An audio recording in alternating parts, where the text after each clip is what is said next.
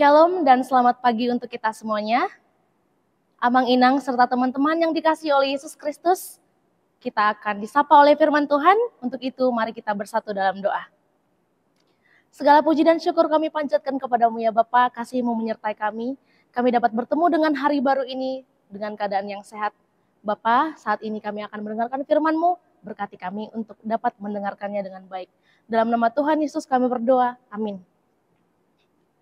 Saudara-saudara yang terkasih dalam nama Tuhan Yesus Kristus, renungan pada Selasa 15 Juli 2025 pada hari ini diambil dari Filipi 4 ayat 8. Jadi akhirnya saudara-saudara, semua yang benar, semua yang mulia, semua yang adil, semua yang suci, semua yang manis, semua yang sedap didengar, semua yang disebut kebajikan dan patut dipuji, pikirkanlah semuanya itu.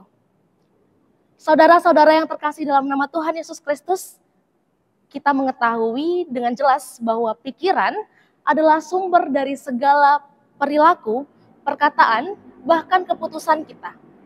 Pikiran menjadi suatu yang mengendalikan dan mempengaruhi kebiasaan kita, bahkan juga kepribadian kita. Hal ini diketahui oleh Paulus dan dengan jelas ia tuliskan pada suratnya. Pada saat itu Paulus sedang berada di dalam tekanan. Dan surat ini termasuk Filipi 4 ayat 8 ini adalah salah satu suratnya yang dikirim oleh Paulus ketika dia berada di penjara kepada jemaat Kristen yang ada di Filipi.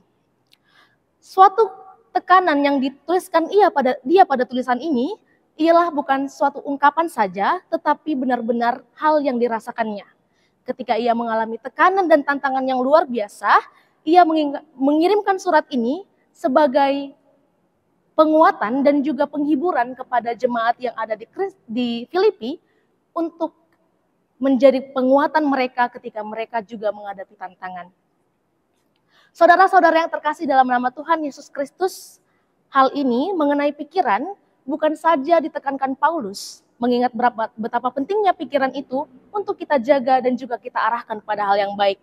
Dalam Roma 12 ayat 2 dia mengatakan juga, janganlah kamu menjadi serupa dengan dunia ini, tetapi berubahlah oleh pembaruan pikiranmu, pembaruan budimu yang disebut pikiran, sehingga kamu dapat membedakan mana kehendak Allah.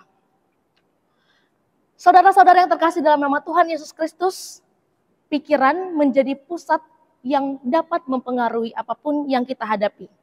Ketika kita dapat mengarahkan pikiran kita pada hal yang baik, maka kita juga akan mendapatkan hal yang baik.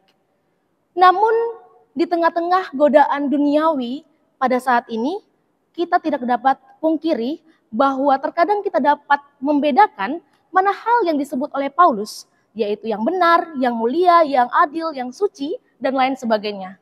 Terkadang kita tidak sadar dan tidak sengaja terjerumus dalam kebingungan dan membuat kita masuk dalam godaan-godaan kejahatan.